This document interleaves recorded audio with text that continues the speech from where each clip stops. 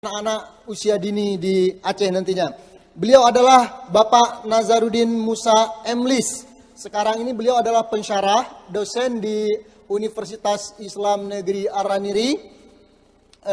Beliau juga sebagai Ketua Ikatan Pustakawan Indonesia Provinsi Aceh.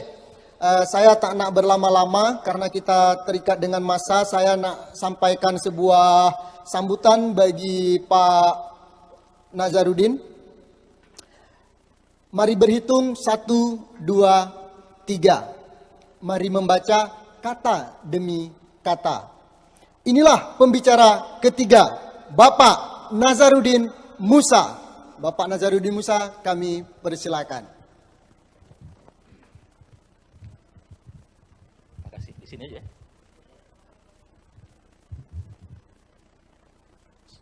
Suka berdiri.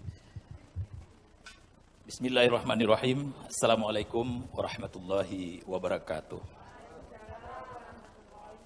Hamdan syukralillah, salatan wa salaman ala rasulillah. Asyhadu an la ilaha illallah wahdahu la syarikalah wa asyhadu anna Muhammadan abduhu wa rasuluh.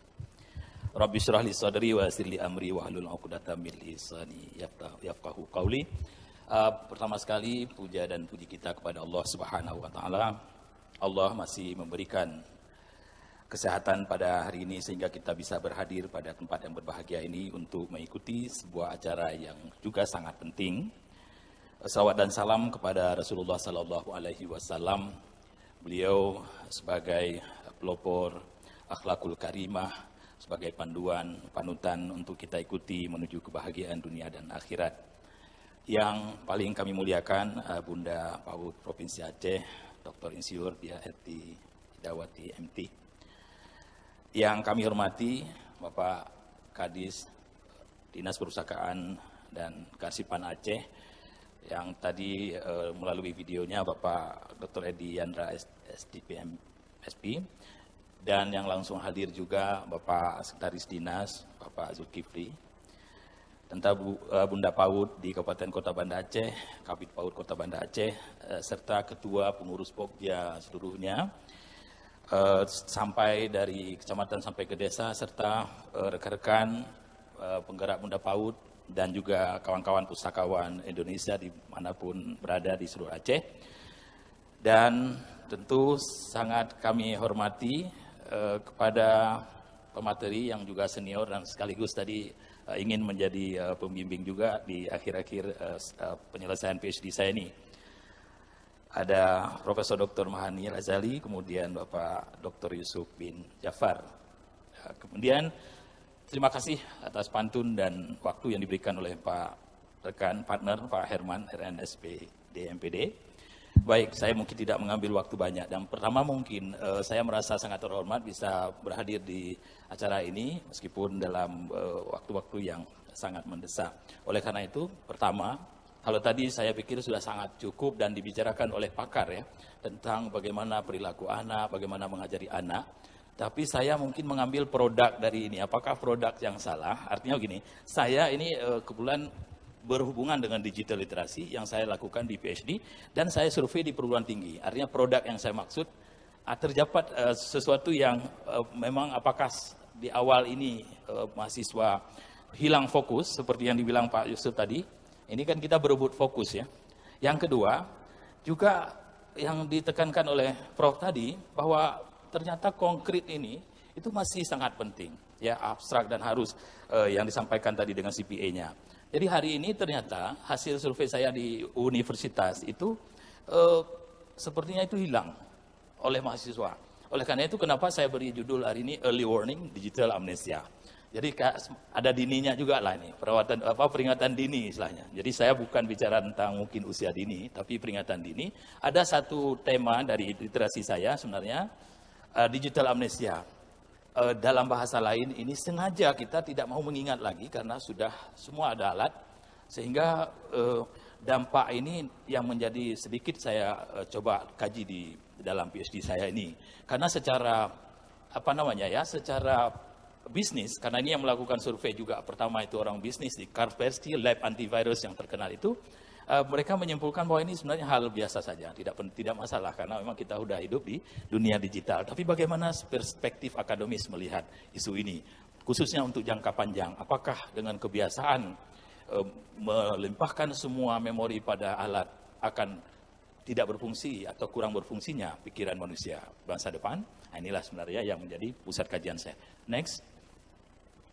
Jadi kita lihat dalam konteks yang besar dulu, ini tahun 1981, Wilson sudah bilang bahwa manusia sebenarnya dalam universe of knowledge atau semesta pengetahuannya, itu kita ada di 3 circle. Kita belajar itu di user life world ini artinya kita di lingkungan hidup masyarakat, yang dulu ada orang tua, di situ jadi pamutan, ada guru ngaji, di situ grup masyarakat itu menjadi tempat-tempat kita orang belajar awal. Yang kedua, di information system, di circle yang kedua, itu perpustakaan masuk di situ, pendidikan masuk di situ, termasuk PAUD juga mungkin di situ, yang di situ dimediatori oleh guru, oleh pustakawan, oleh kawan-kawan seluruhnya yang bergerak di dalam bidang literasi. Yang juga, yang ketiga, kita belajar itu dari information resources, itu maksudnya langsung dari buku, di mana ya sumber-sumber itu menjadi tempat belajar kita. Baik, berikutnya. Tetapi kenyataan pada hari ini, itu ada kecenderungan yang sangat berubah. Di mana kecenderungan itu disebut nomofobia atau no mobile phone phobia.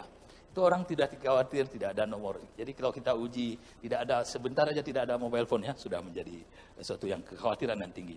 Yang kedua kita sebut digital amnesia. Digital amnesia tadi yang saya fokus pada hari ini adalah transaksi memori ini memang hal umum. Dulu kita kalau berpasangan, kita masih ingat sebuah memori di mana. Karena kita bersharing. Ya, saya ingat setengah, nanti kawan partner kita ingat setengahnya. Tetapi kawan hari ini sudah berubah. Kawan itu menjadi adalah kepada alat yang kira-kira ada perbedaan transpaktis memori, eksternal memori hari ini dengan dulu. Ya, jadi itu kesan mungkin yang disampaikan tadi oleh Prof. Apakah memang abstraknya itu hilang di mana? Yang berikutnya itu juga satu hal yang kira-kira berat menurut saya. Ini ada penelitian di Amerika oleh Word, blurring of knowledge. Artinya apa? Kita bercampur antara pikiran kita kah ini atau pikiran alat kita. Jadi sehingga berikutnya itu disebut dengan Google Effect. Google Effect ini sengaja juga nggak mau menyimpan karena setiap waktu perlu ya kita tinggal googling aja. Jadi 4x6 tadi juga nggak perlu lagi mungkin bagi anak-anak perguruan tinggi. Sehingga masuk kelas pun seperti tidak penting lagi. Ingat aja keywords. Jadi saya khawatir Bu ini ingat keyword aja keluar, nanti kan bisa cari di rumah. Padahal itu berbeda. Ini yang kita samakan, ada konkret, abstraknya itu harus jelas ya dari usia dini, tetapi di usia dewasa seperti itu kejadiannya. Oke, feeling of knowing, ya perasaan tahu saya gitu. Tapi kalau kita kasih waktu untuk dicek HP, langsung kita mengecek. Feeling of knowing ini maksudnya perasaan tahu. Kita kepingin betul-betul tahu, bukan hanya perasaan tahu. Kayak ini, kenyataan memang kita tahu. Ya, jadi ada hilang fokus di situ. Baik, berikutnya. Oleh karena itu saya coba gambarkan radical change di sini, perubahan yang terjadi sangat radikal berdasarkan pada konsep Wilson tadi. Itu kalau dulu hidupnya di dalam konteks masyarakat, sekarang itu from manual to digital. Jadi dari dulu semua manual ya, kita bicara, kita ngaji, kita jumpai, berbicara, sekarang berubah dengan digital. Yang kedua, information system juga di lingkaran kedua, saya coba gambarkan. Sekarang from man to machine. Itu nggak ada lagi orang, kadang-kadang udah berubah ke mesin semuanya, apakah di perusahaan, apakah di mall, apakah itu, ya ini kita tidak dalam kapasitas saya anti mesin, bukan. Information resources juga dari from printed to up mounted, dari yang tercetak sekarang sudah berubah menjadi bahkan bukan hanya lagi visual, tapi dia bisa bergerak kayak avatar, kayak berbagai macam media yang kita berikan, itu perubahan. Sehingga kemudahan dan keenakan itu saya simpulkan terjadilah pengaruh kepada internet dependency. Ketergantungan pada internet itu sangat tinggi. Lahirlah nomofobia, lahirlah Google Effect, lahirlah digital amnesia tadi. Jadi kalau list effort theory itu beginilah kira-kira. Teori itu bilang memang manusia itu, binatang juga sama. Dia nggak mau cari sulit, cari mudah. Kalau mungkin maaf kita bilang lagi duduk agak gatal kuping, nggak mau pakai yang steril, ya kuncilah mobil, orang juga bisa. Jadi hal-hal itu sebenarnya teori bilang manusia. Jadi orang sekarang udah dimudahkan sehingga hal-hal demikian itu menjadi, jadi use and gratification theory juga. Yang dapat mudah langsung apa? Meskipun tuh nggak tentu betul. Pas cari 60 juta kucing di dunia, ya padahal yang dapat langsung diberikan oleh Google, itulah kita ambil. Sebenarnya itu bukan dunia. Oleh karena itu saya ingin melihat dalam teori saya, penelitian ini, apakah ketergantungan yang tinggi ini pada 3 aspek itu, memory retention, daya tahan, daya pikir kita itu, anak-anak, apakah dia semakin tinggi atau semakin menurun. Kemudian information construction-nya, misalnya information construction ini, kita ada suatu informasi, kita bisa pahami secara literasi, oh ini bahannya, kemudian kita ini sampai menjadi sebuah tulisan misalnya, itu namanya construction of knowledge. Baik, berikutnya, jadi kesimpulan sementara bahwa pengaruh internet ini tidak hanya merubah cara orang mencari informasi, tapi yang paling saya tekankan adalah store and remember of information. Jadi informasi cara menyimpan dan mengingatnya pun sudah berubah. Jadi ini menjadi fokus di Venley 2018. Berikut.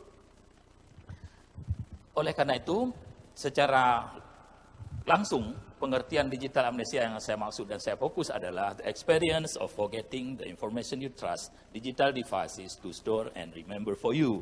Artinya nggak pedulilah, wah, alat sudah ada, apain kita ingat-ingat, lebih bagus kita ingat yang lain saja, begitu kira-kira. Ini yang kita maksud dengan digital amnesia. Bukan kita harus menghafal nomor telepon, itu bukan seperti itu. Jadi yang disampaikan Ibu tadi, kita perasaan ya, tapi tidak mendalami lagi karena hanya sekilas-sekilas saja kita pada saat perlu kita cari. Tidak kita diskusi secara dalam. Baik, berikutnya. Hasil survei itu 2015 yang menjadi basis daripada kenapa saya sedikit khawatir tentang problem ini. Di Eropa, di 2016, 6.000 orang disurvei. Itu 79 orang memang sudah di negara Eropa itu menyatakan ketergantungannya pada internet, pada internet. 32% itu mereka sudah menggunakan memori teleponnya sebagai memori dia. Kemudian 64% itu memang ya kita juga masuk mungkin kalau kita survei ya, nggak pernah putus kita paket gitu antara kita dan internet itu connected terus. Jadi kayak semacam ya kita hidup di dunia yang hyper connected world. Dan hanya 21% ternyata yang menggunakan memori. Jadi memori kita itu udah kecil secara teori itu mengingat sesuatu informasi itu ya, itu udah semakin kecil. Itu di 2015. Oleh karena itu saya coba lakukan di UIN hal demikian, ternyata hasilnya tidak jauh beda. Berikut. Ya, yang saya fokus memang nanti, sehingga pertanyaannya, apa yang bisa membantu perilaku tadi? Saya coba kaji dalam 4 variabel tadi adalah technical literasi, apakah anak-anak yang kuat secara technical kita ajarin handphone ini bagaimana, fungsinya apa. Kemudian bit literasi ini lebih kepada lebih dalam sedikit. Kita tidak hanya mendapatkan informasi tapi menyeleksi, memilih, memilah informasi yang penting dan seterusnya. Kemudian virtual communication literacy dalam pengertian hari ini. Ya, hari ini kita kan seperti hari inilah Zoom ya. Sehingga etika-etika dalam berkomunikasi via community ini juga menjadi satu yang perlu diuji karena banyak orang yang tidak tahu bahwa kita tidak terlihat di depan mata sementara kita sebenarnya berada di dalam dunia yang nyata juga. Seperti kemudian digital teknologi acceptance ini artinya apa? Orang yang teknologi itu merasa diberikan kemudahan dan memberikan manfaat yang banyak, orang cenderung menerima informasi itu. Oleh itu menjadi penting, oleh karena itu dalam kaitan Bunda PAUD ini, kalaupun kita memilih tadi aplikasi yang ditawarkan oleh berbagai macam produk, saya anjurkan kepada yang dianjurkan oleh para profesional seperti Prof tadi dan Dr. Yusuf juga, yang sudah mereka mengkaji secara benar-benar ya, secara virtual, secara visual, secara audio dan seterusnya. Baik, supaya karena waktu mungkin tidak lama, silakan berikutnya.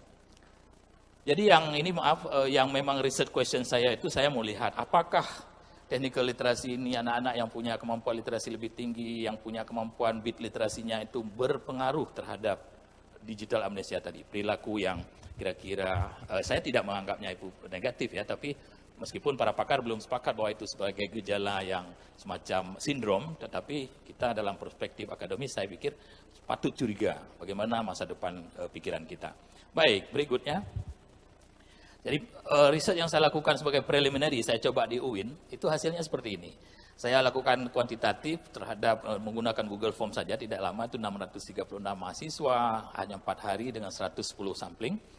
Dan hasilnya adalah, ternyata menurut saya fenomena Google Effect atau kecenderungan tidak menyimpan informasi pada kita lagi itu sudah menjadi hal yang sangat lumrah. 69% orang menyatakan itu hal wajar. Oke, berikut. Itu persepsi mereka terhadap isu ini. Silakan. Ya, berikutnya yang menggunakan telepon sebagai memori di UIN, khusus untuk anak semester 1 itu, ya seperti itu juga hasilnya, 46%, sudah lumayan tinggi, bahwa orang-orang juga tidak mau terlalu berpikir lagi, terus biar lebih cepat ya.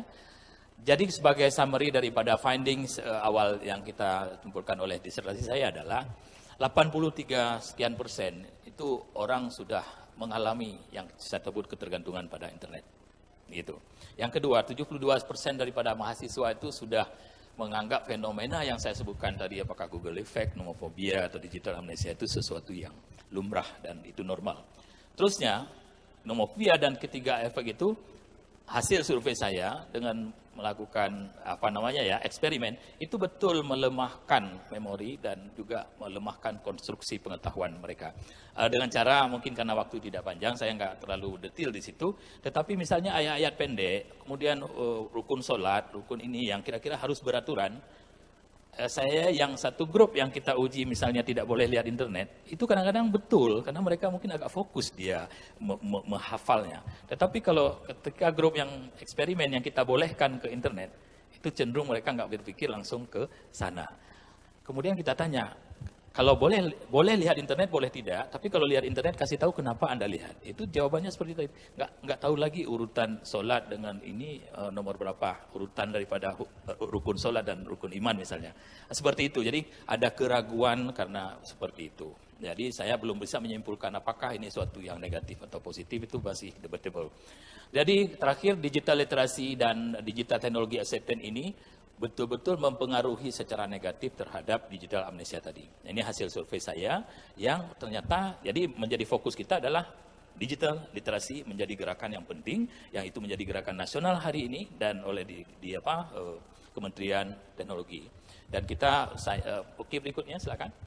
Nah, jadi ini teknis bahwa summary itulah yang saya sebutkan tadi. Keempat bit literasi, digital literasi, technical literasi, virtual communication literasi itu semuanya berpengaruh negatif terhadap perilaku digital amnesia, dalam pengertian orang-orang yang punya kepercayaan diri bahwa dia paham teknologi, saya tahu bahwa informasi itu tidak baik semuanya, saya tahu etika itu, berkurang digital amnesianya. Jadi sehingga jawabannya adalah efektif untuk kita terapkan digital literasi pada usia dini.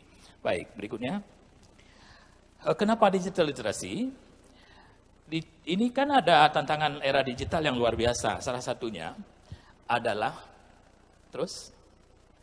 social media university lah, bahasa tanda kutip ya. Kita seakan-akan hidup di dalam university media. Jadi kita belajar ada jurusan FB, ada jurusan IG, Instagram, WhatsApp gitu.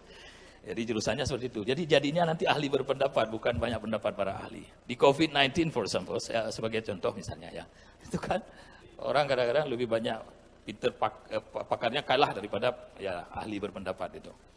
Oke, berikutnya. Itu termasuk saya adalah digital challenge yang kita harus ini. Kenapa demikian? Itu kita kan akan menuju pada sebagai super smart society atau kita bahasa lain dengan society 5.0 yang sekarang dicanangkan oleh Jepang. Itu artinya apa? 5.0 itu bukan 4.0.3. Society 5.0 itu masyarakat yang mengontrol teknologi, masyarakat yang tidak dibodohi oleh teknologi, masyarakat yang kontrol terhadap ini. Kan sekarang tanpa sadar kita yang dikontrol teknologi. Tidurnya kurang, itu karena faktor ya kita nggak bisa tahan lagi dengan teknologi kita. Atau disebut nanti ada penelitian saya namanya technostress. Bagaimana kita udah di luar kantor masih di WA kan begini begitu, itu namanya technostress. Jadi yang kita ingin adalah super smart society yang kira-kira kita bisa mengontrol teknologi. Jadi demikian singkatnya daripada apa arahan kita, sehingga kita harus harus siap begitu menuju ke sana. Baik, berikutnya. Digital literacy di Indonesia itu sudah sangat bagus. Gerakan nasional literasi digital di Kemenfo itu sangat ini, dan saya juga berkeinginan sekali untuk meningkatkan pendidikan lagi, karena secara teknis saya sudah menjadi pandi namanya. Berikut ya. Pandi itu pandu digital. Ya, orang-orang yang dilatih ada beberapa level, tapi saya baru satu level pertama. Dan banyak sekali nanti buku-buku yang berhubungan dengan pendidikan anak di usia dini, di situ yang kira secara bahasa tadi itu profesional sah. Oke, berikut. Ini pandu levelnya saya masih di merah, di pandu digital literasi untuk Aceh, saya di masuk merah. Merah ini maksudnya baru kita terlibat, baru kita berbicara seperti ini, belum melakukan penelitian, belum kita melakukan kelibatan di lapangan, seperti itu kita disebut masih digital. Jadi saya mungkin akan naik ke 2 sampai ke pandu hitam nanti adalah kita fokus pada penelitiannya. Baik, berikut. Ya, ini yang saya bilang tadi, kalau warna merah itu namanya purwa, masih di rencana individu, pengetahuan bahwa saya pengennya paham bahwa itu. Jadi belum begitu terterapkan secara konkret di lapangan yang bisa saya terapkan. Jadi ini masih 2 level lagi, saya masih sangat rendah di sini. Baik, berikutnya. Ya, inilah sertifikat saya yang diberikan pada seminar langsung di sini di 2018 dulu, ya sebagai pandu digital untuk di sini. Oleh karena itu saya sangat berharap langsung di sini nanti di Bunda PAUD juga dengan Ikatan Pustakawan Indonesia berpadu dalam pandu digital ini. Terima kasih. Berikut. Ya, jenis-jenis yang ditawarkan digital literasi itu mulai dari pengembangan kurikulum, dan ini kan kita bisa seperti tadi Bu Dia juga sampaikan ya, di awal-awal kita juga harus desain bagaimana sebenarnya untuk tingkat SD, SMP dan SMA sampai seterusnya. Kemudian collaborative engagement, ya seperti yang kita sampaikan nanti dengan Bunda PAUD, punya ini sampai turunan maaf ini ya Bunda PAUD singkir saya tadi. Segala hormat saya ucapkan sekarang karena tadi terlewatkan. Terima kasih banyak. Jadi dari sini sampai ke singkir sana, kita mulai dengan itu. Ya, terima kasih. Ya, community empowerment juga perlu. Jadi ini memfasilitasi eksistensi sumber daya kita itu mulai dari relawan, kompetitif, jadi kita menciptakan konten-konten yang penting. Dan yang terakhir itu cyber governance. Ya, yang kita meningkatkan kepemahaman kita terhadap dunia yang kita hidup. Memang kita sadar bahwa ini bukan dunia kita numpang sebenarnya. Kalau secara Prensky nyebut kita itu adalah digital immigrant yang numpang di digital native, yang aslinya itu anak kita. Kita numpang di dunia mereka. Tapi karena kita numpang tahu dirilah ya kan, harus belajar sedikit. Gitu. Baik, berikutnya. Jadi inilah yang program-program nanti bagi kita bisa mempelajari, ada dari untuk usia dini juga kewirausahaan digital dan seterusnya itu punya program yang sangat ini. Kita kan harus jadi blogger juga, selebgram juga, harus itu, tapi dalam konteks yang positif yang kira-kira mengalahkan fokus daripada yang dibilang Dr. Yusuf tadi tidak lagi fokus, kita menarik fokus mereka lagi untuk dengan cara yang multimedia seperti ini. Itu yang mau saya sampaikan. Ada di sini, nggak saya akan uraikan satu-satu, tapi intinya semua aspek itu mulai dari dini kita bisa mulai sekarang. Karena kenyataan pada perguruan tinggi juga masih bisa direbut oleh teknologi, apalagi kalau kita nggak kuat dasar. Seperti itu. Baik. Lanjutan. Ya, saya pikir ini saja ya. Terima kasih atas partisipasi. Apa yang saya sampaikan ini hanya tidak relevan sekali dengan tema hari ini, tapi saya pikir beranikan diri untuk menyampaikan. Saya anggap ini bukan pre-literasi tapi pre-FIFA saya, kira-kira seperti itu. Terima kasih atas waktunya. Saya kembalikan ke Pak Moderator. Assalamualaikum warahmatullahi wabarakatuh. Warahmatullahi wabarakatuh. Ya, terima kasih Pak Nazaruddin Musa. Luar biasa ya hasil penelitian yang dipaparkan pada hari ini. Meskipun penelitiannya itu atau risetnya dilakukan pada mahasiswa, bukan berarti bahwa apa yang sudah dilakukan oleh Pak Nazar ini akan tidak bermanfaat bagi anak-anak usia dini. Ada semacam kewaspadaan yang ditawarkan oleh Pak Nazar. Tingkat mahasiswa saja sudah melakukan hal-hal seperti ini. Jadi kita diminta agar mewaspadai bagaimana yang dimaksud dengan digital amnesia bagi anak-anak usia dini. Disinilah peran guru-guru PAUD, peran bunda-bunda PAUD, dan peran para pokja PAUD, pengelola PAUD, bagaimana mencegah dan mewaspadai digital amnesia ini. Cuman Pak Nazar mencoba memperlihatkan hasil penelitian beliau pada tingkat mahasiswa. Pada tingkat mahasiswa saja sudah melakukan digital amnesia, kan perlu diwaspadai. Saya pikir ini akan menjadi relevan juga. Baik hadirin hadirat semuanya, ada banyak sekali pertanyaan yang sudah muncul. Tidak mungkin saya bacakan satu persatu seluruhnya karena pertanyaan ini ada pertanyaan yang mirip, yang serupa. Jadi kami sudah mencoba membuat list pertanyaan yang mirip, yang serupa, sehingga pertanyaan yang mirip-mirip seperti itu tidak dibaca